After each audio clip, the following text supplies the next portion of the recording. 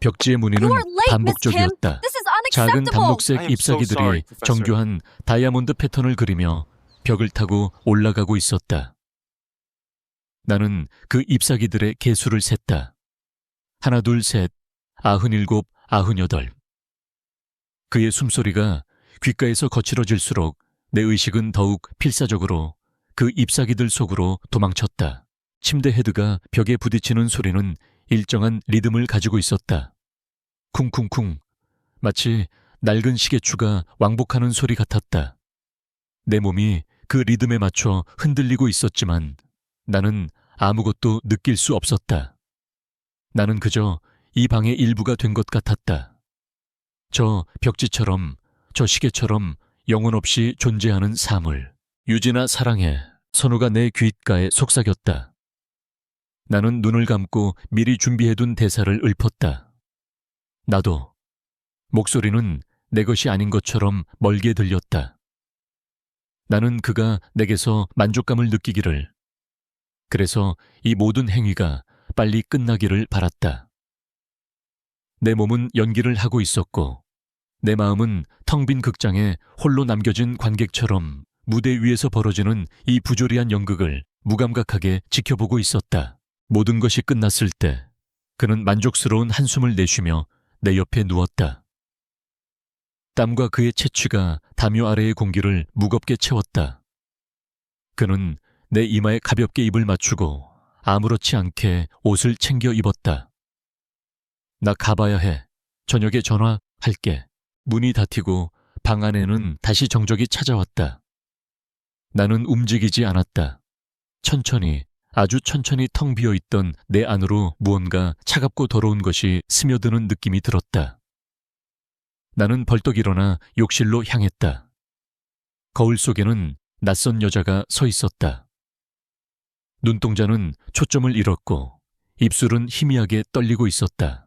나는 샤워기 아래 주저앉아 뜨거운 물을 틀었다. 살같이 붉어지도록 몸에 남은 그의 흔적을 미친 듯이 닦아냈다. 하지만 아무리 씻어내도 내면 깊숙이 자리 잡은 이질감과 자기 혐오는 사라지지 않았다. 그때였다. 잊고 싶었던 감각이 섬광처럼 나를 꿰뚫었다. 내 손목을 부서져라 움켜쥐던 너무나도 차갑고 단단했던 어떤 소원의 감촉. 그리고 귓가에 울리는 경멸적인 속삭임. 넌 결국 아무것도 아니야. 나는 나도 모르게 비명을 지르며 귀를 막았다. 아니야. 다 끝났어. 그건 과거일 뿐이야. 나는 떨리는 몸을 이끌고 욕실을 나왔다. 침대에 쓰러지듯 누웠을 때 피로감이 온몸을 덮쳤다. 이대로 영원히 잠들어 버렸으면 좋겠다고 생각했다. 그냥 이 모든 감각과 기억으로부터 벗어나고 싶었다. 흐릿해지는 시야 속으로 침대 협탁 위에 놓인 디지털 시계에 붉은 숫자가 들어왔다. 10:17 a.m. 나는 처음엔 그 숫자의 의미를 인지하지 못했다. 그냥 멍하니 바라볼 뿐이었다. 10시에 지칠 뿐. 그리고 다음 순간 뇌리에 전기가 흐르는 것 같았다. 오늘 기말고사, 현대 건축 디자인 기말 시험. 심장이 바닥으로 곤두박질 쳤다. 시험은 아침 9시에 시작이었다. 나는 1시간을 넘게 늦었다. 그것도 다른 누구도 아닌 빙벽 빙비 강도현 교수의 시험에. 그는 단 1분의 지각도 용납하지 않는 학과에서 가장 악명 높은 원칙주의자였다. 그의 과목에서 F학점을 받는다는 것은 건축가로서의 내 미래에 사형 선고를 내리는 것과 마찬가지였다. 안 돼. 방금 전까지 나를 짓누르던 공허함과 무력감은 온데간데 없었다. 그 자리를 대신 채운 것은 심장을 쥐어짜는 듯한 날카로운 공포와 절망이었다. 나는 허둥지둥 침대에서 뛰쳐나왔다. 바닥에 아무렇게나 널려있는 옷들을 꿰어 입으며. 나는 이미 늦었다는 것을, 모든 것이 끝났다는 것을 알 수 있었다. 하지만 나는 달려야만 했다. 택시 안에서 나는 마른 입술을 깨물며 창밖만 바라보았다. 익숙한 도시의 풍경이 낯선 속도로 스쳐 지나갔다. 제발 조금만 더 빨리. 마음속으로 수백 번을 외쳤지만 차는 신호에 걸릴 때마다 무심하게 멈춰 섰다. 붉은 신호등의 불빛이 내 절망적인 얼굴 위로 번졌다. 건축학과 건물 앞에 택시가 멈추자마자 나는 돈을 던지다시피 내고 차에서 뛰어내렸다. 숨이 턱까지 차올랐다. 폐가 타는 듯한 고통을 느끼며 나는 익숙한 복도를 미친 듯이 달렸다. 학생들의 수군거림, 의아한 시선들이 느껴졌지만 아무것도 신경 쓸 수 없었다. 내 머릿속에는 오직 굳게 닫혀있을 시험장 문과, 그 문 뒤에 있을 강도현 교수의 차가운 얼굴뿐이었다. 시험이 치러지는 5-1호 강의실. 문은 열려 있었다. 하지만 그 안에는 아무도 없었다. 텅 빈 강의실 안에는 시험이 끝난 뒤에 나른한 정적과 소독약 냄새만이 감돌고 있었다. 한쪽 구석에서 청소 아주머니가 무심한 표정으로 바닥을 쓸고 있었다. 시험, 학생 이제 오면 어떡해. 시험 끝난 지가 언젠데 교수님도 벌써 가셨어. 아주머니의 말이 확인 사살처럼 내 심장에 박혔다. 다리가 풀려 그 자리에 주저앉을 뻔했다. 끝났다. 정말로 모든 것이 끝났다. 아니, 아직 아니야. 나는 마지막 남은 희망의 찌꺼기를 끌어모아 다시 몸을 일으켰다. 그의 사무실, 교수 연구실이 있는 꼭대기층으로 가야 했다. 그를 만나서 빌어야 했다. 무릎이라도 꿇고 내가 할 수 있는 모든 것을 다 해봐야 했다. 교수 연구실이 모여있는 복도는 유난히 조용했다. 나는 그의 사무실 문 앞에 섰다. 짙은 마후간이 색문에는 그의 이름 석자가 새겨진 차가운 금속 명패가 붙어 있었다. 교수 강도현. 나는 몇 번이나 심호흡을 했다. 손바닥이 축축하게 젖어 있었다. 나는 떨리는 손으로 문을 두드렸다. 똑똑. 안에서 나지막한 목소리가 들려왔다. 들어오세요. 나는 문을 열고 안으로 들어섰다. 그의 사무실은 처음 와보는 곳이었지만 내가 상상했던 모습 그대로였다.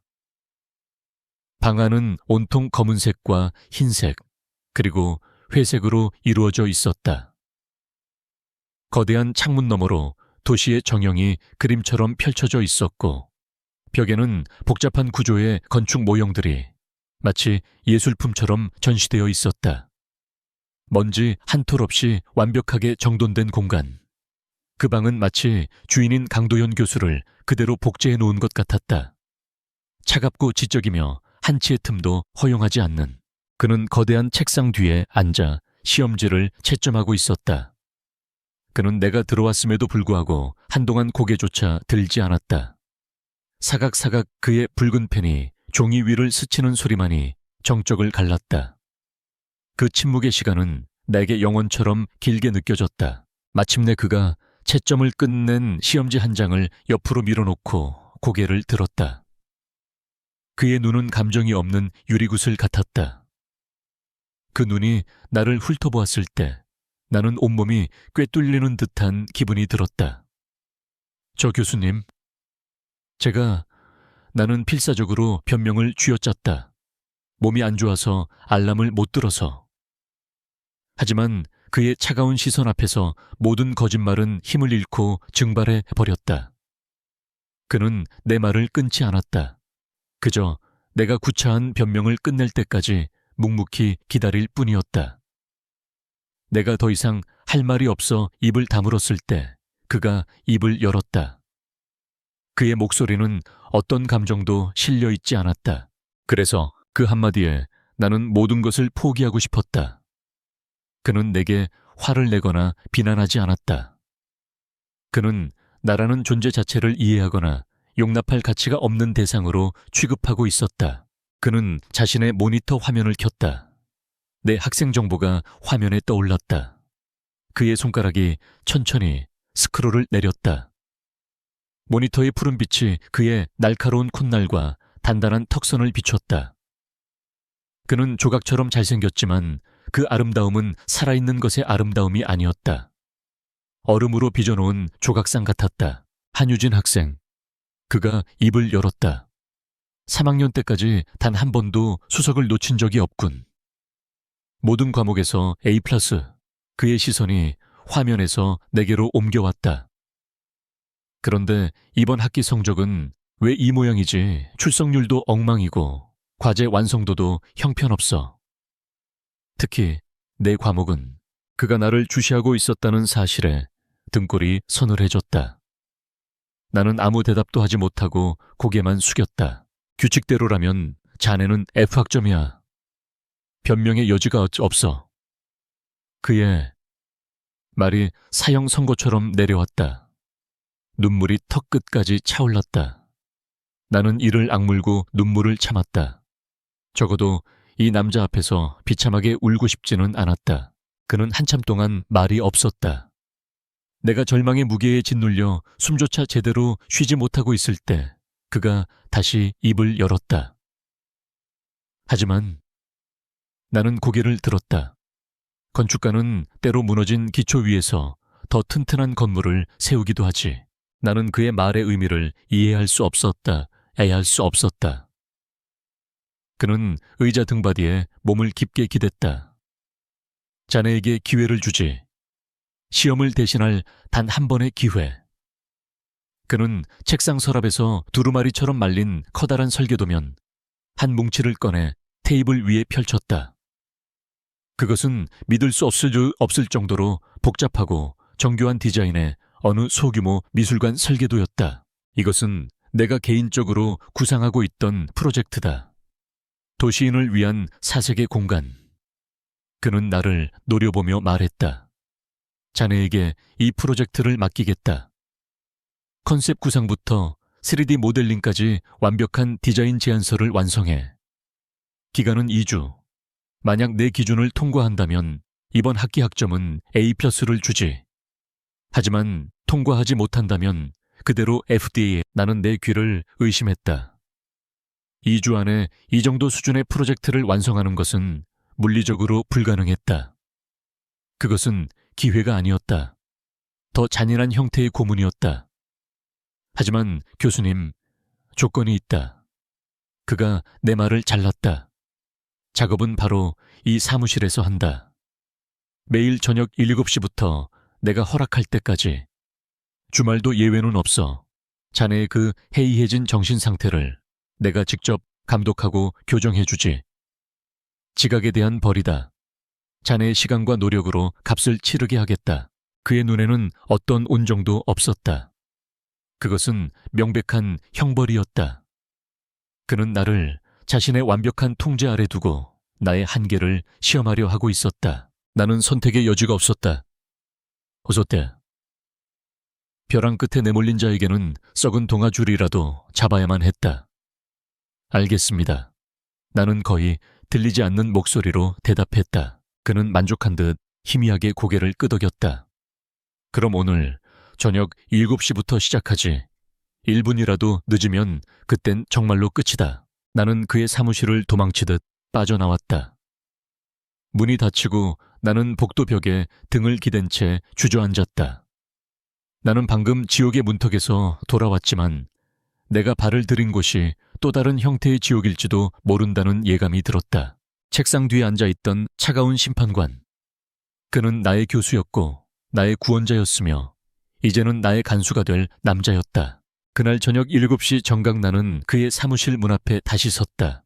낮 동안 학생들로 붐비던 복도는 텅 비어 있었고 창밖은 이미 어둠에 잠겨 있었다.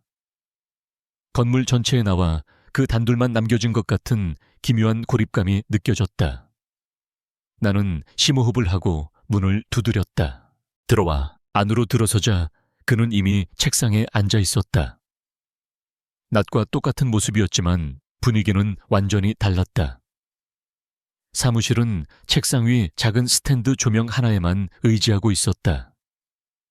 어둠은 방 안의 날카로운 선들을 부드럽게 만들었고 그의 얼굴에는 깊은 그림자가 드리워져 있었다. 그 모습은 어쩐지 낮보다 더 위압적이고 동시에 더 사적인 느낌을 주었다. 앉아. 그는 내게 턱짓으로 그의 책상 맞은편에 놓인 커다란 작업용 테이블을 가리켰다. 나는 말없이 자리에 앉아 가방에서 스케치북과 필기도구를 꺼냈다. 그는 서론 없이 바로 본론으로 들어갔다. 프로젝트에 대한 초기 컨셉은 있나? 네, 조금 생각해 봤습니다. 나는 떨리는 손으로 스케치북을 펼쳐 밤새 급하게 구상한 아이디어 몇 개를 그에게 보여주었다. 도시의 소음과 단절된 빛과 그림자를 이용한 명상의 공간. 자연 소재를 최대한 활용하여. 쓰레기군. 내 설명이 차례 끝나.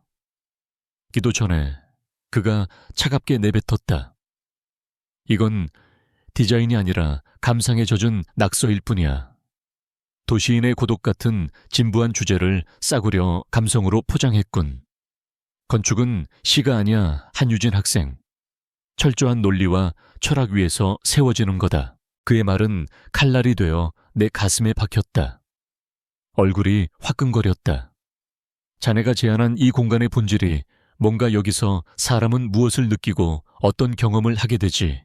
이 구조물이 주변 환경과는 어떻게 관계를 맺고 빛은 어떤 각도로 들어와 어떤 그림자를 만들어내야 하는가? 생각이라는 걸 하고 그리는 건가? 그의 날카로운 질문들이 폭포수처럼 쏟아졌다. 나는 아무 대답도 하지 못했다. 지난 몇 달간 나는 아무 생각 없이 살아왔다. 무언가에 대해 이토록 깊게 파고들어 본 적이 없었다. 그는 나의 얕은 생각과 무너진 열정을 정확하게 꿰뚫어 보고 있었다. 그날 밤 나는 자정이 넘도록 수십 장의 스케치를 새로 그려야 했다. 내가 무언가를 그려내면 그는 다가와 그것을 보고 몇 마디의 비판을 던지고는 다시 자기 자리로 돌아갔다.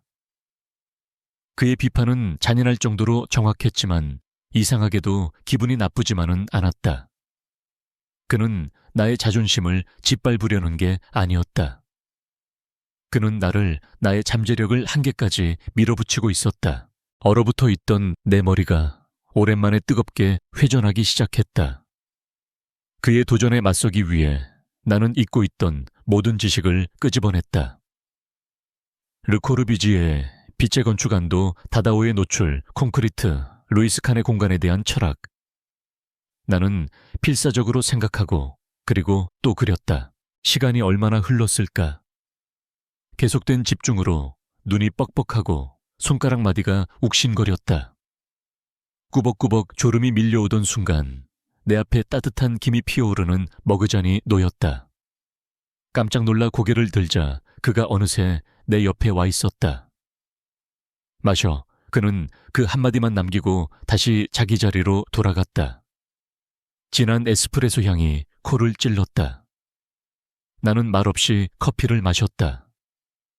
뜨거운 액체가 목을 타고 넘어가자 정신이 번쩍 드는 것 같았다. 그의 무심한 배려에 나는 혼란스러움을 느꼈다. 또 다른 날 밤이었다. 나는 점심도 거른 채 작업에 몰두하고 있었다. 고요한 사무실 안에서 내 배에서 꼬르륵하고 요란한 소리가 울려 퍼졌다. 나는 얼굴이 새빨개져서 배를 움켜쥐었다. 그는 못 들은 척 자신의 책만 보고 있었지만 나는 그의 입꼬리가 아주 미세하게 올라갔다 내려오는 것을 본 것 같았다. 그리고 30분 뒤 사무실 문을 두드리는 소리가 들렸다. 배달원이었다. 그가 주문한 것은 따뜻한 김이 나는 순두부찌개 2인분이었다. 먹고 해. 집중력 떨어진다. 그는 여전히 딱딱한 말투로 마치 업무 효율을 위해 내게 밥을 먹이는 것처럼 말했다. 우리는 커다란 작업 테이블 양끝에 마주 앉아 말없이 밥을 먹었다. 수저가 그릇에 부딪히는 소리만이 어색하게 울렸다.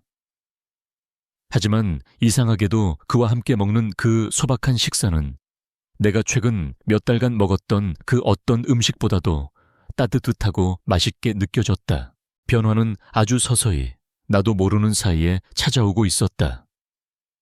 나는 더 이상 그의 사무실에 오는 것이 두렵지 않았다.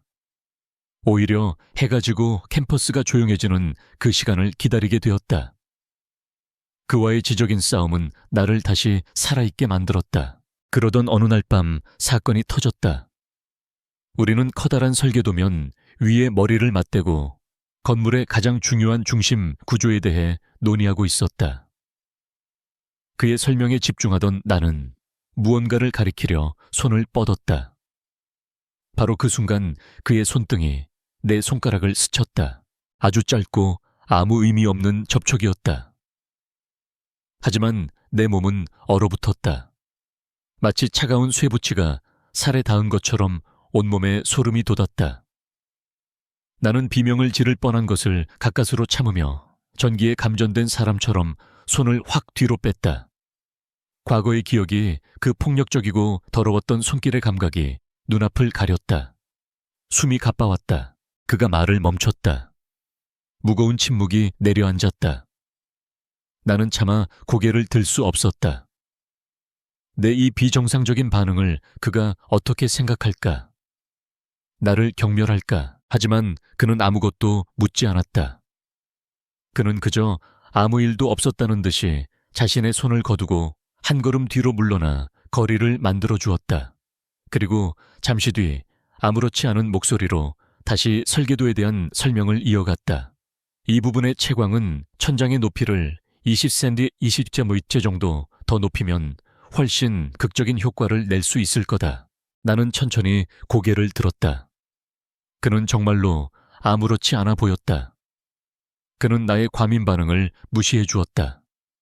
아니, 무시한 것이 아니라 그것을 보지 않은 척 나의 상처를 지켜주었다. 그날 밤 나는 처음으로 그가 단지 차갑고 엄격한 사람이 아닐지도 모른다고 생각했다. 저 얼음 같은 벽 뒤에 아주 깊고 조용한 배려심을 가진 다른 누군가가 숨어 있는 것은 아닐까. 작업이 끝나고 사무실을 나설 때 그는 처음으로 내게 다른 말을 건넸다. 내일 보자, 한유진 학생. 그것은 여전히 딱딱한 말투였지만 더 이상 형벌을 집행하는 간수의 목소리가 아니었다. 나는 대답 대신 작게 고개를 숙이고 사무실을 빠져나왔다. 텅 빈 복도를 걸어 나오며 나는 뜨거워진 내 뺨을 느꼈다. 심장이 위험한 속도로 뛰고 있었다. 나는 그의 형벌에 익숙해지고 있었다. 아니, 어쩌면 나는 이 형벌을 갈망하게 되었는지도 모른다. 열흘이라는 시간이 흘렀다. 마감 기한은 나흘 앞으로 다가와 있었다. 내 몸은 수면 부족과 카페인으로 위태롭게 버티고 있었지만 정신은 그 어느 때보다도 맑았다. 강도현 교수의 사무실은 더 이상 차가운 감옥이 아니었다. 그곳은 치열한 지적 전장이자 나의 죽어있던 열정이 되살아나는 신성한 공간이 되었다. 그의 혹독한 비판과 가르침 아래 나의 디자인은 매일 밤 허물고 다시 짓기를 반복하며 진화했다. 처음의 감상적인 스케치는 사라지고 그 자리에는 빛과 공간, 그리고 인간의 내면에 대한 깊은 철학적 고찰이 담긴 정교한 설계도가 구체화되고 있었다. 나는 내 생애 최고의 작업을 하고 있었다. 그리고 그 모든 과정의 중심에는 강도현이라는 남자가 있었다. 우리는 여전히 교수와 학생이었지만 밤이 깊어지면 설계도면 위에서 춤을 추는 두 개의 연필 그림자처럼 완벽한 파트너가 되었다. 사건이 터진 것은 마감을 이틀 앞둔 새벽 3시가 넘은 시간이었다. 마지막 남은 가장 중요한 정면 인면도를 거의 완성해가고 있었다. 나는 며칠 밤을 세워가며 한 선 한 선 혼신의 힘을 다해 도면을 그리고 있었다. 이제 몇 시간만 더 집중하면 이 지옥 같았던 형벌을 성공적으로 끝마칠 수 있었다. 잠깐 쉬었다가 해. 어느새 내 뒤에 다가온 그가 낮은 목소리로 말했다. 그는 따뜻한 커피가 담긴 머그잔을 내밀었다.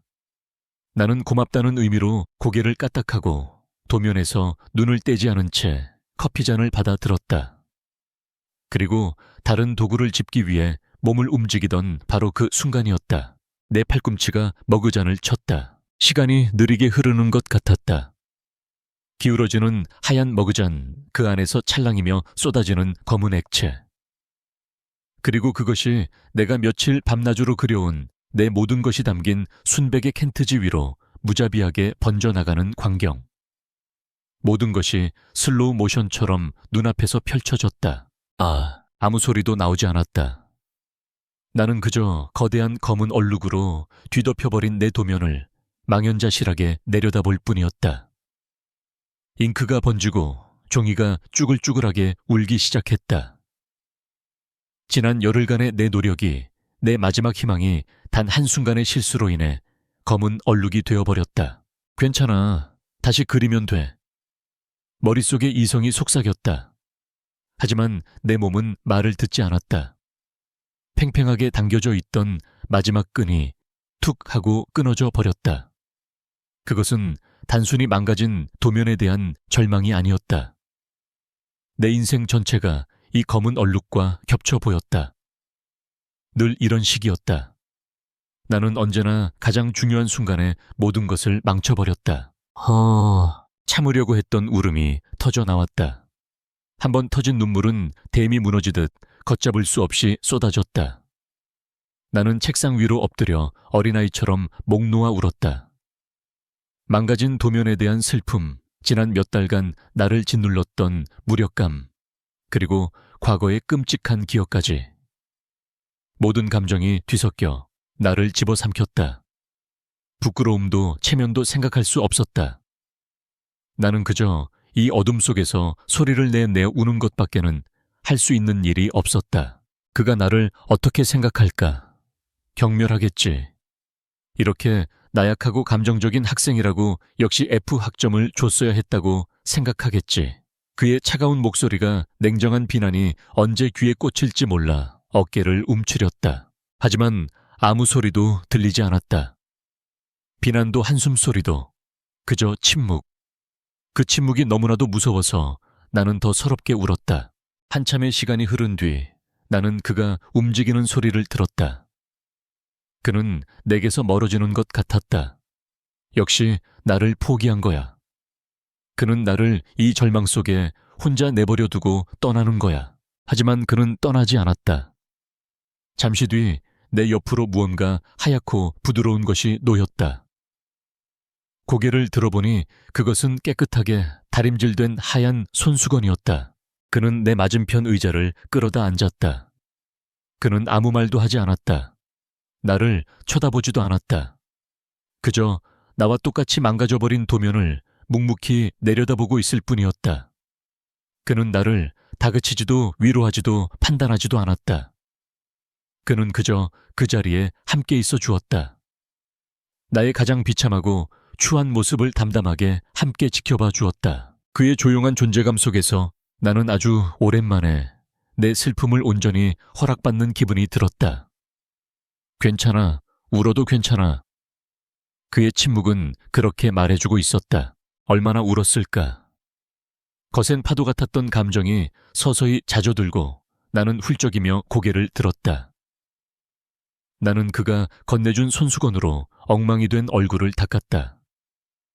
손수건에서는 비누와 아주 희미하고 깨끗한 그의 채취가 났다. 내가 완전히 진정되었을 때 그가 마침내 입을 열었다. 그의 목소리는 여전히 낮고 차분했다. 그는 커피로 얼룩진 도면을 손가락으로 가리켰다. 얼룩이 생겼군. 나는 다시 울음이 터질 것 같아 입술을 깨물었다. 하지만 그가 말을 이었다. 어떤 건축가는 얼룩에서 영감을 얻기도 하지. 그는 자리에서 일어나 연필을 집어들었다. 그리고는 망가진 내 도면 위 번져나간 커피, 얼룩의 경계선을 따라 아주 천천히 새로운 선을 그리기 시작했다.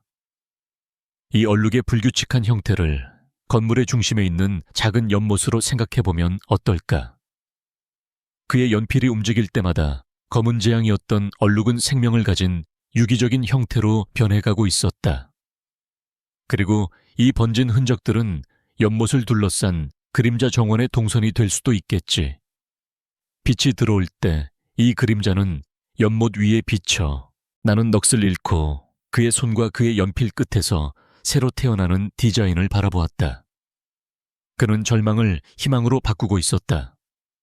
그는 나의 실수를 더 위대한 창조의 일부로 만들고 있었다. 어떤 디자인도 처음부터 완벽할 수는 없어, 한유진 학생. 그는 나를 돌아보며 말했다. 때로는 가장 큰 실수가 우리가 미처 생각하지 못했던 새로운 길을 보여주기도 한다. 나는 그를 보았다. 늘 차갑게만 느껴졌던 그의 눈동자 속에서 아주 깊고 따뜻한 무언가를 보았다. 그것은 단순한 동정이 아니었다. 상처 입은 존재에 대한 깊은 이해와 공감이었다. 빙벽에 아주 커다란 균열이 생기고 있었다. 그리고 나는 그 틈새로 내가 상상조차 하지 못했던 새로운 풍경을 보고 있었다. 그는 나를 심판하던 재판관도 나를 벌하던 간수도 아니었다. 그는 나의 무너진 기초 위에서 나와 함께 새로운 건물을 지어줄 유일한 사람이었다. 내가 그의 사무실에서 눈물을 쏟은 그날 밤 이후 우리 사이의 공기는 미묘하게 변했다. 그는 다음 날 저녁 아무 일도 없었다는 듯이 나를 대했다. 그의 목소리는 여전히 낮고 차분했으며 그의 눈빛은 여전히 날카로웠다. 하지만 나는 느낄 수 있었다. 우리를 둘러싸고 있던 단단하고 투명한 벽이 이제는 사라졌다는 것을. 우리는 커피 얼룩이 번진 그 도면 위에서 새로운 디자인을 시작했다. 그는 나의 실수를 의도된 비대칭성이라는 개념으로 발전시켰고, 우리는 얼룩의 형태를 건물의 중심을 관통하는 유기적인 형태의 중정, 중팅으로 재해석했다. 그 과정은 놀라웠다. 마치 두 명의 연주자가 악보 없이 즉흥 연주를 하듯 우리의 아이디어는 서로의 것을 물고 늘어지며 완벽한 하모니를 만들어냈다. 우리의 대화는 점점 줄어들었다. 더 이상 많은 말이 필요하지 않았다. 내가 어떤 선을 그으면 그는 내가 무엇을 의도하는지 정확히 알아차리고 그에 필요한 구조적 계산을 시작했다. 그가 어떤 재료 샘플을 가리키면 나는 그가 그 재료를 통해 어떤 질감과 분위기를 연출하고 싶어 하는지를 즉시 이해했다. 우리의 언어는 더 이상 음성이 아니었다. 그것은 연필이 종이를 스치는 소리, 마우스 휠을 돌리는 소리, 그리고 서로의 의도를 읽어내는 깊은 시선의 교환이었다. 그와 함께하는 침묵은 내가 평생 겪어온 그 어떤 대화보다도 더 깊은 소통과 교감을 주었다. 그는 가끔 자신의 건축 철학에 대해 이야기해 주었다. 그것은 그의 개인적인 삶을 엿볼 수 있는 유일한 창구였다. 건축은 단순히 비바람을 막는 구조물이 아니야. 어느 날 밤 3D 모델링의 렌더링을 기다리며 그가 창밖의 도시 야경을 보며 말했다. 좋은 건축물은 그 안에 있는 사람의 영혼을 담아내고 또 치유할 수 있어야 해. 세상의 소음으로부터 자신을 지킬 수 있는 온전한 자신만의 공간을 제공해 줘야 하지. 나는 그의 말을 들으며 우리가 지금 만들고 있는 이 사색의 공간이 마치 나 자신을 위한 공간처럼 느껴졌다. 상처 입고 지친 영혼이 기댈 수 있는 곳. 어쩌면 그는 처음부터 나를 위한 공간을 설계하도록 유도했는지도 모른다는 생각이 들었다. 그를 향한 나의 감정은 점점 더 복잡해졌다. 나는 그의 지성에 깊이 매료되었고 그의 열정을 존경했으며 그가 아주 가끔 보여주는 희미한 배려에 위험할 정도로 마음이 흔들렸다. 밤늦게 단둘이 남겨진 사무실 안에서 그의 낮은 목소리를 듣고 있을 때면 나는 마치 세상에 우리 둘만 존재하는 것 같은 착각에 빠지곤 했다. 그 감정은 너무나도 달콤했지만 동시에 끔찍한 공포를 동반했다. 내 안의 경보 시스템이 미친 듯이 울려댔다. 위험해, 도망쳐. 남자를 믿지 마. 친절함 뒤에는 언제나 대가가 따르는 법이야. 그래서 나는 나도 모르게 그에게서 계속 뒷걸음질 쳤다. 그가 내 스크린을 보기 위해 조금이라도 가까이 다가오면 나는 의자를 뒤로 빼며 거리를 확보했다. 그가 자료를 건네주다 손끝이라도 스칠 것 같으면 짐승 같은 반사신경으로 손을 피했다. 나는 필사적으로 그와 나 사이에 안전거리를 유지하려 애썼다. 그는 나의 이런 방어적인 행동들을 모두 알아차리는 것 같았다. 내가 움찔하며 물러설 때마다 그의 눈동자에 아주 잠깐 읽을 수 없는 미묘한 파동이 스쳐 지나갔다. 하지만 그는 결코 그것에 대해 묻거나 나를 비난하지 않았다. 그는 그저 아무 말 없이 내가 원하는 만큼의 거리를 존중해 주었다. 그는 내가 그어놓은 보이지 않는 선을 단 한 번도 넘어오지 않았다. 그의 그 끈기 있는 인내는 오히려 나를 더 미치게 만들었다.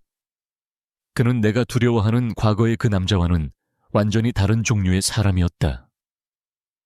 그의 배려는 강요나 소유욕이 아니었다. 그것은 나의 상처에 대한 깊은 이해와 존중에서 비롯된 것이었다.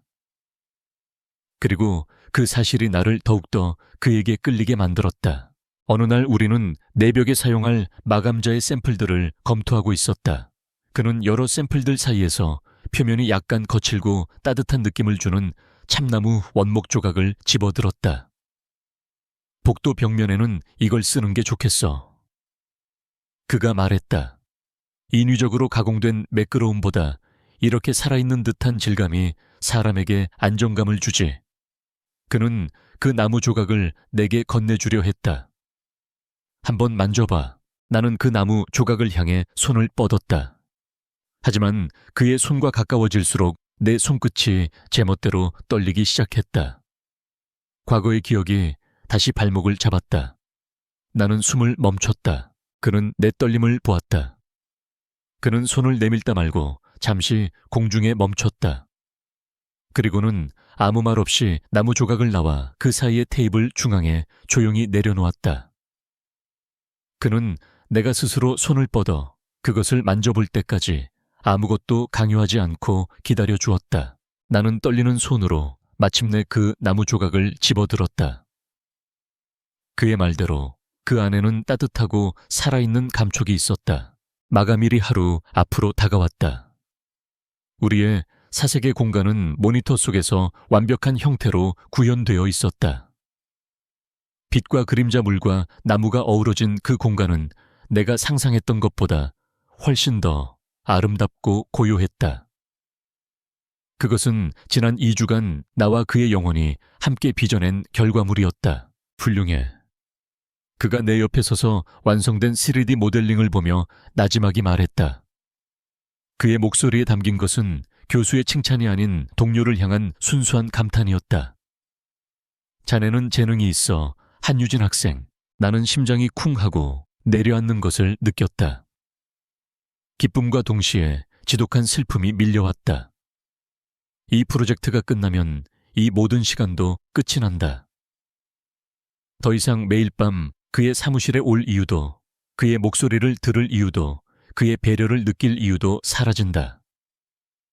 우리는 다시 까마득한 교수와 평범한 학생으로 돌아가게 될 것이다. 나는 차마 옆을 돌아보지 못했다. 내가 그를 돌아보면 내 눈 속에 담긴 감정을 그에게 들켜버릴 것만 같았다.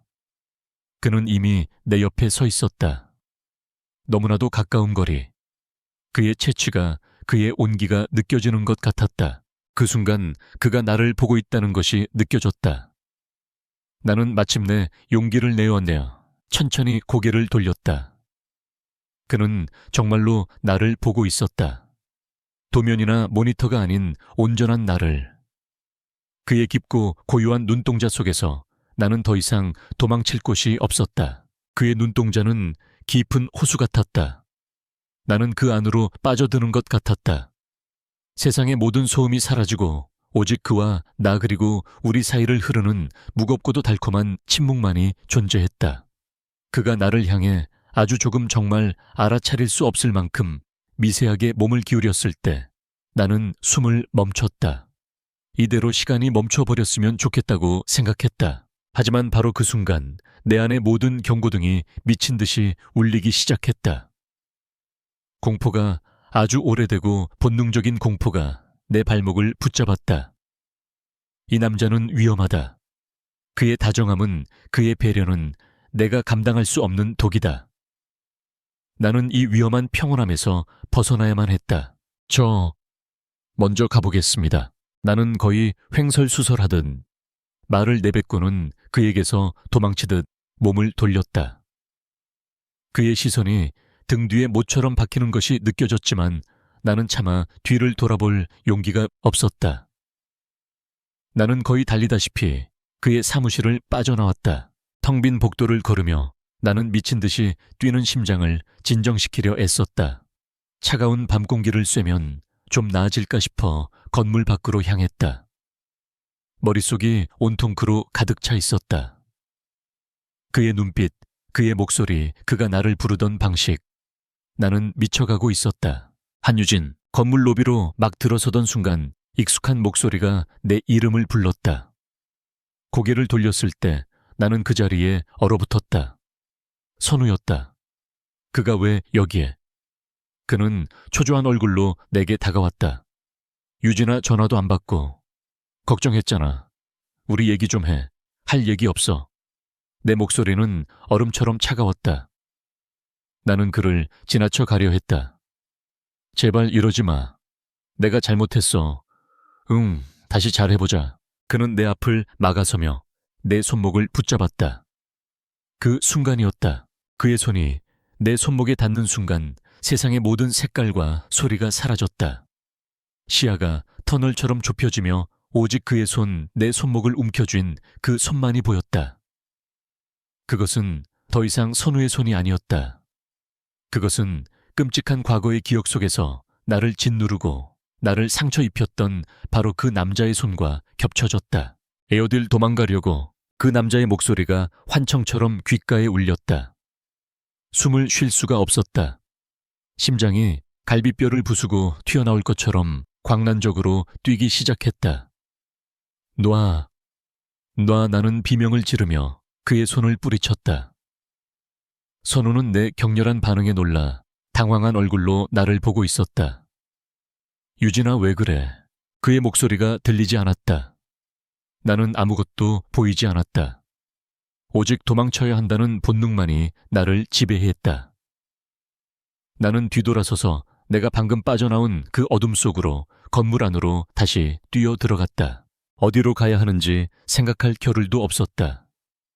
내 발은, 내 몸은 이미 알고 있었다.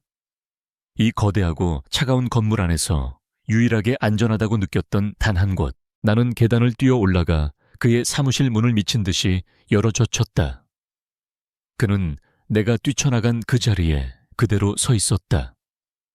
그는 갑자기 문을 열고 뛰어들어온 나를 보고 놀란 눈치였다.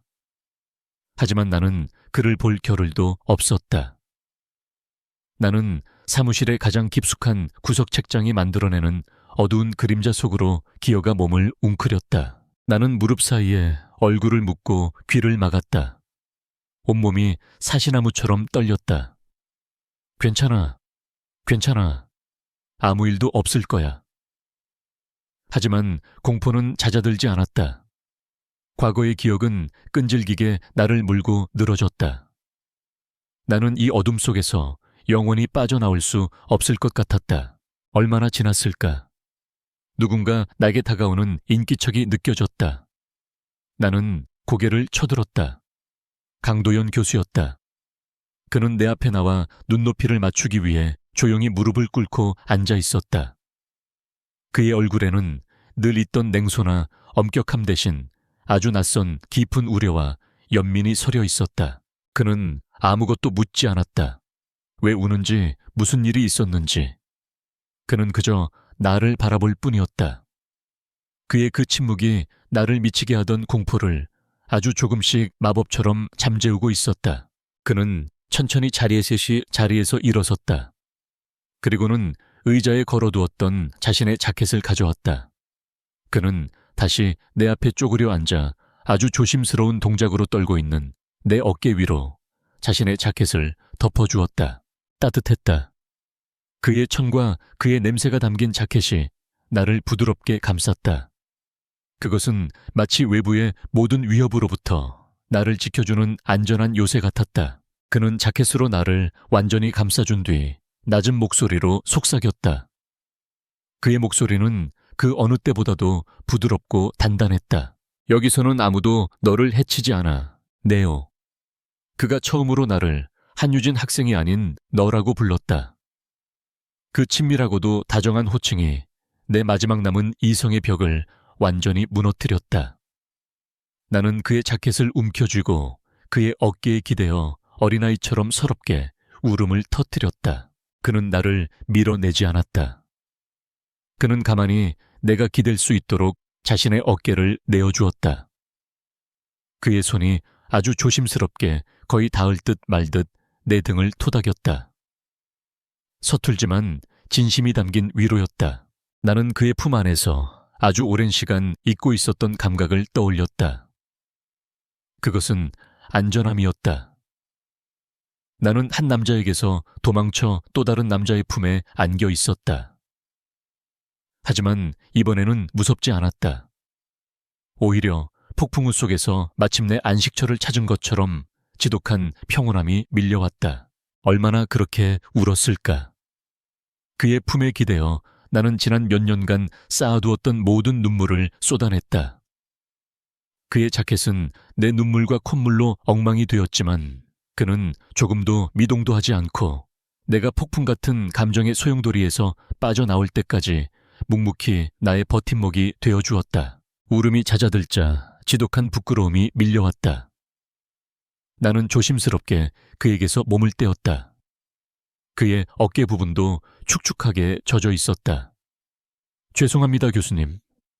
제가 사과할 일이 아니야. 그가 내 말을 부드럽게 잘랐다. 그의 목소리는 여전히 낮았지만 그 안에는 전에 없던 온기가 담겨 있었다. 그는 자리에서 일어나 자신의 책상으로 가더니 따뜻한 차 2잔을 가지고 돌아왔다. 그는 내게 한 잔을 건네주고 다시 내 옆 하지만 이번에는 약간의 거리를 둔 채 앉았다. 우리는 말없이 차를 마셨다. 따뜻한 찬물이 목을 타고 넘어가자 경련을 일으키던 몸이 조금씩 진정되었다. 그는 내가 먼저 입을 열 때까지 인내심을 갖고 기다려 주었다. 그의 그 침묵의 배려 앞에서 나는 처음으로 내 상처에 대해 누군가에게 이야기하고 싶다는 충동을 느꼈다. 나는 찻잔을 든 채 떨리는 목소리로 입을 열었다. 누군가 제 몸에 닿는 게 무서워요. 그는 말없이 나를 바라보았다. 그의 시선은 더 이상 나를 평가하는 심판관의 시선이 아니었다. 그저 나의 이야기를 듣고 있는 한 사람의 시선이었다. 과거에 아주 나쁜 일이 있었어요. 나는 차마 그날의 끔찍했던 기억을 상세하게 묘사할 수는 없었다. 그저 결과만을 이야기할 수 있을 뿐이었다. 그 일 이후로 제 몸인데 제 것이 아닌 것 같아요. 그냥 텅 빈 껍데기 같아요. 누가 만지면 더러워지는 것 같고 아무것도 느낄 수가 없어요. 그래서 아까 선우가 그냥 손목을 잡았을 뿐인데도 저는 말을 잇지 못하고 입술을 깨물자 그가 조용히 말했다. 그건 네 잘못이 아니야. 그의 그 단순한 한마디가 지난 몇 년간 나를 짓누르던 모든 죄책감을 단번에 무너뜨리는 것 같았다. 나는 늘 내 탓이라고 생각했다. 내가 약해서, 내가 어리석어서 그런 일을 당한 거라고. 하지만 그는 내 잘못이 아니라고 말해 주었다. 그는 한참 동안 창밖의 어둠을 바라보더니 자신의 이야기를 시작했다. 나도 도망치고 싶었던 적이 있었어. 나는 놀라 그를 쳐다보았다. 완벽하고 견고해 보이기만 하던 그에게도 그런 시절이 있었다는 것이 믿기지 않았다. 우리 집안은 대대로 유명한 건축가 집안이었지. 할아버지도 아버지도. 나는 태어날 때부터 그들의 기대를 한 몸에 받았어. 아들이 아니라 집안의 걸작품이 되어야 했지. 단 한 번의 실패도 실수도 용납되지 않았어. 나는 늘 최고여야만 했고 완벽해야만 했지. 그의 목소리에는 희미한 씁쓸함이 묻어 있었다. 나는 숨이 막혔어. 내 인생인데 내 것이 아니었으니까. 모든 것이 정해진 길 위에서 움직여야 했지. 그래서 도망쳤어. 내 유일한 도피처는 바로 이 설계도면 위였어. 그는 작업 테이블 위에 놓인 우리의 설계도면을 가리켰다. 이 네모난 종이 위에서는 모든 것이 내 마음대로였거든. 여기서 나는 신이었고 완벽하게 모든 것을 통제할 수 있었지. 누구의 기대도 간섭도 없이. 그래서 집착하게 된 건지도 몰라. 이 차갑고 딱딱한 완벽함에 나는 비로소 그의 빙벽이 어디에서 비롯되었는지를 이해할 수 있었다. 그의 냉정함은 오만함이 아니었다.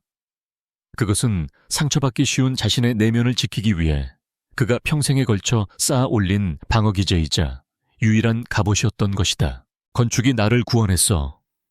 그가 말했다. 무질서한 세상 속에서 나만의 질서를 만들 수 있게 해주었으니까. 하지만 동시에 나를 외롭게 만들기도 했지.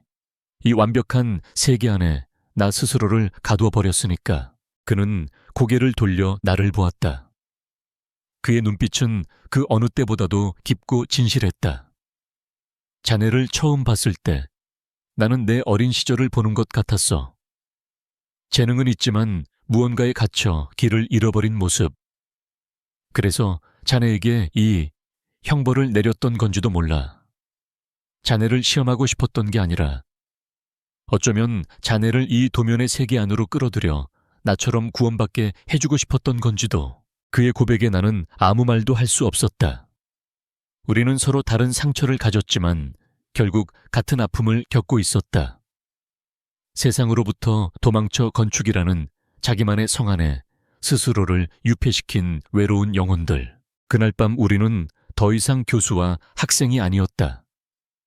우리는 서로의 가장 깊은 어둠을 들여다보고 그 안에서 서로의 모습을 발견한 두 사람이었다. 그를 둘러싸고 있던 빙벽과 나를 옥죄던 공포의 껍질이 우리의 진솔한 고백 앞에서 소리 없이 녹아내리고 있었다. 정적이 흘렀다. 하지만 그것은 더 이상 어색하거나 무거운 침묵이 아니었다. 모든 것을 이해하고 모든 것을 받아들이는 충만하고 평화로운 침묵이었다. 나는 그가 따라준 차를 한 모금 더 마셨다. 그리고 찻잔을 내려놓다가 그의 손가락 끝과 내 손가락 끝이 살짝 스쳤다. 나는 더 이상 피하지 않았다. 마지막 렌더링이 끝났다. 모니터 화면 속 우리가 함께 만든 사색의 공간은 완벽한 모습으로 빛나고 있었다. 빛은 설계된 창을 통해 들어와 공간의 내부를 부드럽게 어루만졌고 중앙의 작은 연못 위로는 고요한 그림자가 드리워져 있었다. 그곳은 단순한 건물이 아니었다. 그것은 지난 2주간 나와 그가 함께 겪어낸 모든 감정과 교감의 결정체였다. 이제 모든 것이 끝났다. 이 지독했던 형벌도, 그리고 이 기묘한 동행도. 나는 천천히 그를 돌아보았다. 그는 말을 잃은 채 모니터 속의 공간을 깊은 눈으로 바라보고 있었다. 교수님, 내 목소리가 작게 떨렸다. 정말 감사했습니다. 교수님이 아니었다면 저는 아마. 그는 천천히 고개를 돌려 나를 보았다. 조명이 그의 얼굴에 짙은 그림자를 만들었다. 그의 눈빛은 더 이상 교수의 것이 아니었다. 그것은 한 남자의 아주 깊고 뜨거운 눈빛이었다. 그는 내 뺨을 향해 아주 천천히 조심스럽게 손을 뻗었다. 나는 피하지 않았다. 더 이상 도망치고 싶지 않았다. 그의 손가락 끝이 내 뺨에 닿았을 때 나는 온몸에 전기가 흐르는 것 같았다. 하지만 그것은 더 이상 공포의 전율이 아니었다. 아직 끝나지 않았어, 유진아. 그가 처음으로 내 이름을 다정하게 불렀다. 그의 목소리는 내 귓가에 운명처럼 속삭였다. 마지막 벌이 아직 남았으니까. 나는 그의 말의 의미를 알아차렸지만 두렵지 않았다. 오히려 오랫동안 기다려온 순간이 마침내 찾아온 것 같은 기묘한 안도감을 느꼈다. 그는 나를 재촉하거나 강요하지 않았다. 그는 그저 내 앞에 손을 내밀었다. 선택은 온전히 나의 몫이었다. 나는 떨리는 손을 들어 그의 손을 잡았다. 그의 손은 크고 따뜻했다. 그는 내 손을 잡고 나를 이끌었다. 우리는 환한 책상의 불빛을 떠나 창밖의 도시 야경이 은은하게 비치는 사무실 구석의 검은 가죽 소파로 향했다. 그는 나를 소파에 앉히고 내 앞에 무릎을 꿇어뒀다. 그는 아래에서 나를 올려다보았다. 그 시선에는 존중과 아주 조심스러운 열망이 담겨 있었다. 그는 내 턱을 부드럽게 감싸쥐고 천천히, 아주 천천히 다가왔다. 나는 눈을 감았다. 그의 입술이 내 입술에 닿았다. 그것은 격렬하거나 급하지 않았다. 마치 깨지기 쉬운 보물을 다루듯 부드럽고 간절하고 또 조심스러운 입맞춤이었다. 그는 내 반응을 살피며 내가 물러서지 않는 것을 확인하고 나서야 아주 조금 더 깊이 들어왔다. 나는 그의 목을 감싸 안았다. 더 이상 망설이지 않기로 했다. 이 남자라면 괜찮을 거라고 내 몸과 마음이 동시에 소리치고 있었다. 그의 손이 내 허리를 감싸 안고 그의 키스가 점점 더 깊어질수록 내 머리듯이 속에서는 어김없이 과거의 망령이 고개를 쳐들었다. 거칠었던 손길, 폭력적인 움직임, 경멸적인 목소리. 나는 나도 모르게 몸을 움찔했다. 그는 즉시 모든 움직임을 멈췄다. 그는 내게서 입술을 떼고 걱정스러운 눈으로 나를 들여다보았다. 괜찮아. 그의 그 한마디, 그 다정한 질문이 나를 올가매던 과거의 사슬을 끊어버렸다. 그는 달랐다. 그는 자신의 욕망보다 나의 상태를 먼저 살피고 있었다. 나는 대답 대신 고개를 끄덕였다. 그리고 내가 먼저 그의 입술을 찾아 다시 입을 맞췄다. 괜찮다는 나의 대답이었다. 그날 밤 그의 형벌은 계속되었다. 그것은 내가 상상했던 그 어떤 형벌보다도 더 달콤하고 동시에 잔인했다. 그는 나의 닫혀있던 모든 감각을 하나씩 아주 천천히 깨워나갔다. 그의 손길은 마치 미지의 대륙을 탐험하는 탐험가처럼 내 몸의 모든 곳을 조심스럽게 그리고 경건하게 여행했다. 그의 손이 닿는 곳마다 죽어있던 나의 피부가 다시 살아 숨쉬는 것 같았다. 이래도 괜찮아. 그가 내 귓가에 속삭일 때마다 나는 떨리는 목소리로 대답했다. 네, 나의 그 대답은 단순한 허락이 아니었다. 그것은 나의 몸에 대한 소유권을 되찾아오는 선언이었다. 나의 쾌락을, 나의 감각을 나 스스로 결정하겠다는 의지의 표명이었다. 과거의 기억은 끊임없이 나를 방해하려 했다. 그의 손길이 내 안의 가장 깊은 곳으로 향했을 때 나는 다시 한번 공포에 휩싸여 숨을 멈췄다. 그는 그것을 알아차리고 또다시 움직임을 멈췄다. 그는 나를 다그치지 않았다. 그는 그저 내 안에서 내가 준비될 때까지 고요히 기다려 주었다. 나는 그의 눈을 보았다. 그의 눈에는 욕망이 아닌 오직 나에 대한 걱정과 깊은 애정만이 담겨 있었다. 그 순간 나는 깨달았다. 이 남자는 절대로 나를 해치지 않을 것이다. 나는 내 안에 있는 그를 나의 온몸으로 받아들였다. 그리고 마침내 지독한 공포의 벽을 넘어섰을 때 나는 내 생애 처음으로 진짜 쾌감이라는 것을 느꼈다. 그것은 육체적인 감각을 넘어선 영혼의 떨림이었다. 안전함 속에서 느끼는 완벽한 친밀감. 수치심이나 두려움이 없는 순수한 기쁨. 나는 그의 품에 안겨 울음을 터뜨렸다. 하지만 그것은 더 이상 슬픔이나 고통의 눈물이 아니었다. 마침내 나 자신으로 돌아온 것에 대한, 구원받은 것에 대한 기쁨의 눈물이었다. 그의 형벌은 나를 무너뜨린 것이 아니었다. 그의 다정하고도 집요한 형벌은 지난 몇 년간 나를 가두고 있던 감옥의 벽을 부수고 나를 완벽하게 해방시켰다. 나는 더 이상 숨을 쉴 수 없었다. 하지만 그것은 고통 때문이 아니었다.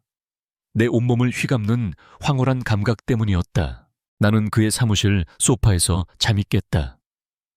밤새 내리던 비는 그쳐 있었고 거대한 창문 너머로 이제 막통이 트기 시작하는 잿빛과 보랏빛이 뒤섞인 새벽 하늘이 보였다. 그의 자켓이 여전히 내 어깨를 덮고 있었고 내가 미처 몰랐던 사이에 누군가 덮어준 듯한 얇은 담요가 발끝까지 감싸고 있었다. 사무실 안은 고요했다. 나는 조심스럽게 몸을 일으켰다. 어젯밤에 격렬했던 감각과 기억이 한꺼번에 밀려와 얼굴이 화끈 달아올랐다. 그는 책상 의자에 앉아 잠든 건지 생각에 잠긴 건지 모를 모습으로 창밖을 바라보고 있었다. 그의 완벽한 옆모습 위로 새벽의 희미한 빛이 조각처럼 내려앉고 있었다. 그는 내가 깨어난 것을 알아차리고 천천히 고개를 돌렸다. 그의 눈과 마주치는 순간 나는 어색함에 어쩔 줄을 몰랐다. 밤의 어둠 속에서는 모든 것이 가능했지만 모든 것이 명료하게 드러나는 아침의 빛 속에서 우리는 어떻게 서로를 마주해야 할까? 그는 나의 교수였고 나는 그의 학생이었다. 어젯밤 우리가 나눈 것은 세상의 모든 규칙과 윤리를 거스르는 금기였다. 그 역시 어색한 듯 잠시 헛기침을 했다. 그는 자리에서 일어나 늘 그랬던 것처럼 에스프레소 머신으로 향했다. 잠시 후 그는 따뜻한 커피 2잔을 들고 돌아왔다. 그는 내 옆 하지만 약간의 거리를 두고 소파에 앉아 내게 잔을 건넸다. 고마워요. 나는 작은 목소리로 말하며 잔을 받아 들었다. 우리는 한참 동안 말이 없었다. 커피 향만이 우리 사이에 어색한 침묵을 채우고 있었다. 그가 먼저 침묵을 깼다. 유진아, 어젯밤 일. 그의 목소리는 잠겨 있었다. 후회하지 않아. 그는 나를 똑바로 쳐다보며 말했다. 하지만 우리는 현실을 마주해야 해. 나는 네 교수고 너는 내 학생이야. 이 관계는 정상이 아니야. 그의 말에 심장이 차갑게 내려앉았다. 나는 그가 어젯밤의 일을 하룻밤의 실수로 치부하려는 것이라고, 내게서 선을 그으려는 것이라고 생각했다. 상처받기 싫어 나도 모르게 방어적인 말이 튀어나왔다. 알아요. 그냥 실수였어요. 교수님도 저도 어젯밤엔 그냥 감정이 격해져서 잊어주세요. 실수 아니야. 그가 단호하게 내 말을 잘랐다. 내게는 아니었어. 그는 내게로 조금 더 가까이 다가앉았다. 나는 너를 존중해, 유진아. 학생으로서의 재능뿐만 아니라 한유진이라는 사람 그 자체를. 그래서 너에게 상처를 주고 싶지 않아. 우리가 관계를 계속한다면 너는 교수와 부적절한 관계를 맺은 학생이라는 꼬리표를 평생 달고 살아야 할지도 몰라. 내 미래를 내 이기심 때문에 망치고 싶지 않아. 나는 비로소 그의 말이 나를 밀어내려는 것이 아니라 나를 지켜주려는 것이었음을 깨달았다. 그는 자신의 감정보다 나의 입장을 먼저 생각해주고 있었다. 그의 그 깊은 배려 앞에서 나 역시 솔직해져야만 했다. 나는 커피잔을 내려놓고 내 손을 마주 잡았다. 저는 괜찮지 않아요. 교수님을 만나기 전에 저는 텅 비어 있었어요. 아무것도 느낄 수 없었고 아무것도 원하지 않았어요. 살아도 사는 게 아니었어요. 하지만 교수님을 만나고 이 프로젝트를 하면서 저는 다시 살아있는 것 같았어요. 다시 무언가를 열망하고 무언가를 느끼고 싶어졌어요. 나는 용기를 내어내 그의 눈을 보았다. 어젯밤 저는 처음으로 제가 안전하다고 느꼈어요. 무섭지 않았어요. 교수님 곁에서는요. 그래서 저는 이 관계를 실수라고 생각하고 싶지 않아요. 내 고백에 그의 눈동자가 깊게 흔들리는 것이 보였다. 그는 내 손 위로 자신의 손을 조심스럽게 포겠다. 나도 마찬가지야. 우리는 서로의 마음을 확인했다. 하지만 현실의 문제는 여전히 남아 있었다. 일단 이번 학기가 끝날 때까지는, 그가 말했다. 학교 안에서는 완벽하게 교수와 학생으로 돌아가는 거야. 아무도 알아채지 못하게. 도면 제출도 최종 평가도 모든 것을 공정하고 냉정하게 처리할 거다. 이 프로젝트의 A+ 학점은 네가 온전히 너의 실력으로 얻어내야 해. 알겠습니다. 그리고 학기가 끝나면 네가 더 이상 내 학생이 아니게 되면 그때 다시 시작하는 거다. 교수와 학생이 아닌 강도현과 한유진으로. 그것은 달콤하면서도 아슬아슬한 약속이었다. 우리는 남은 며칠간 서로를 향한 감정을 숨기고 완벽한 연기를 해야만 했다. 다음 날 나는 완성된 설계도면과 3D 모델링을 그에게 제출했다. 그는 수많은 다른 학생들이 지켜보는 앞에서 내 작품을 날카롭게 평가했다. 그의 얼굴에는 그 어떤 사적인 감정도 드러나지 않았다. 나는 그의 연기에 감탄하면서도 한편으로는 서운한 마음이 드는 것을 어쩔 수 없었다. 그날 저녁 휴대폰이 짧게 울렸다. 그에게서 온 첫 문자 메시지였다. 오늘 밤 8시 늘 있던 곳에서. 나는 심장이 터질 것처럼 뛰어 약속 장소로 향했다. 그가 문을 열어주었을 때 우리는 더 이상 교수와 학생이 아니었다. 그는 나를 자신의 품으로 끌어당겨 깊게 입을 맞췄다. 어젯밤의 열정보다 더 깊은 그리움과 애정이 담긴 키스였다. 남은 며칠간 우리의 비밀 연애는 그렇게 시작되었다. 낮에는 서로를 모르는 척 차가운 거리를 유지했고 밤이 되면 그의 사무실은 우리 둘만의 비밀스러운 공간이 되었다. 우리는 더 이상 건축에 대해서만 이야기하지 않았다. 우리는 서로가 좋아하는 음악, 영화, 어린 시절의 사소한 추억들에 대해 이야기하며 밤을 새웠다. 열정적인 순간들 사이사이에 아주 사소하고 평범한 연인들의 시간이 쌓여갔다. 마침내 학기 마지막 날이 되었다.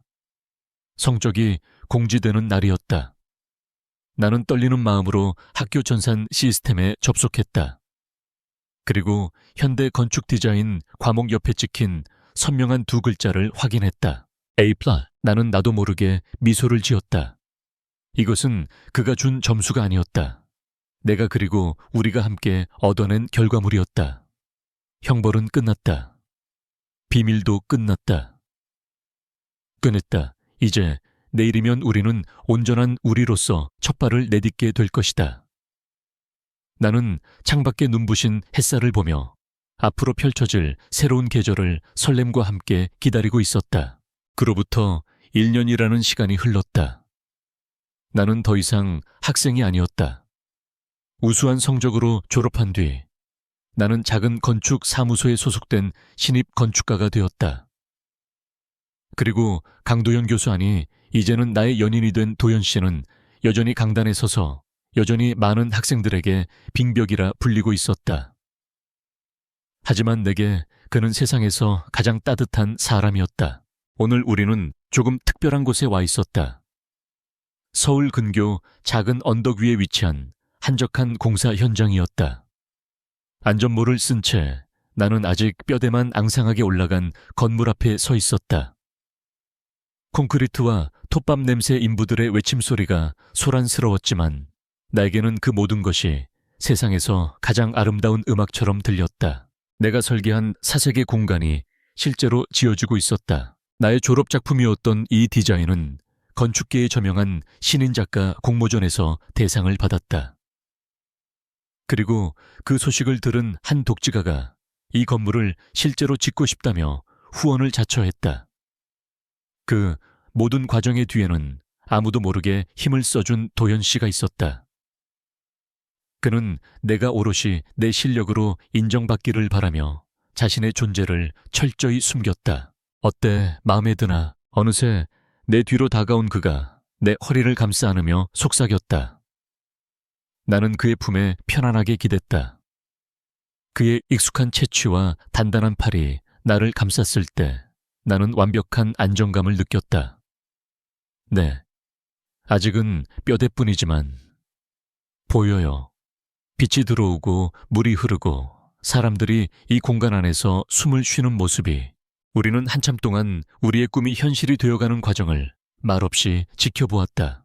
내 머릿속에는 1년 전 그의 사무실에서 보냈던 그 치열하고도 뜨거웠던 밤들이 스쳐 지나갔다. 나는 그를 만나기 전에 나를 떠올렸다. 텅 빈 껍데기처럼 아무것도 느끼지 못한 채 살아가던 여자. 세상의 모든 접촉을 두려워하고 스스로를 혐오했던 나. 그런 나를 그는 어떻게 구원했을까? 그는 나를 섣불리 위로하거나 내 상처를 헤집으려 하지 않았다. 대신 그는 내게 건축이라는 과제를 던져주었다. 그는 내가 스스로의 힘으로 나의 무너진 세계를 다시 설계하고 재건하도록 이끌었다.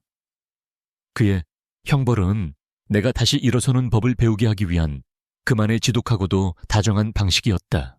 내 안의 상처는 아직 완전히 사라지지 않았다. 가끔 아주 가끔씩 과거의 망령은 예고 없이 찾아와 나의 발목을 붙잡곤 했다. 하지만 이제 나는 혼자가 아니었다. 내가 악몽을 꾸고 식은땀을 흘리며 깨어나는 밤이면 그는 아무 말 없이 나를 자신의 품에 끌어안고 나의 떨림이 멈출 때까지 등을 토닥여 주었다. 그의 존재 자체가 내게는 가장 완벽한 사색의 공간이자 안전한 안식처였다. 나는 그를 돌아보았다.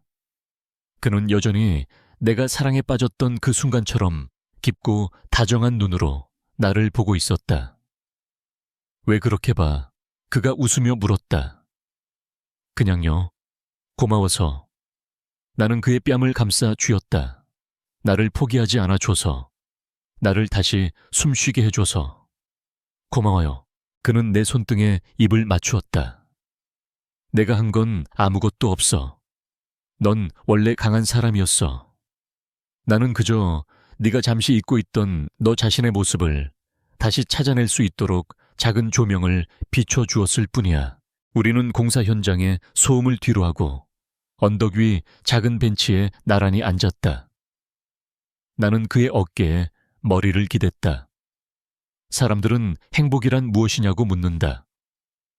예전의 나라면 행복은 한치의 오차도 없는 완벽한 설계도 같은 것이라고 대답했을지도 모른다. 하지만 지금의 나는 안다. 행복은 완벽한 설계도가 아니다. 행복은 때로는 실수로 생긴 얼룩 속에서 더 위대한 영감을 발견해내는 과정 그 자체다. 행복은 나의 무너진 기초를 비웃는 대신 기꺼이 나와 함께 흙먼지를 뒤집어쓰고 새로운 기둥을 세워줄 사람을 만나는 것이다. 나의 지독했던 형벌은 내 인생 최고의 축복이 되었다. 나는 더 이상 과거에 갇혀 살지 않는다. 나는 이제 그와 함께 그려나갈 내일의 설계도를 꿈꾼다. 진정한 사랑은 가장 깊은 상처마저 치유할 수 있는 힘을 가졌다고 당신은 믿으시나요? 어쩌면 완벽한 치유란 없을지도 모릅니다. 하지만 사랑은 기꺼이 그 상처와 함께 살아가며 그 위에 새로운 집을 지을 용기를 주는 세상에서 가장 위대한 건축가라는 것을 나는 이제 믿습니다.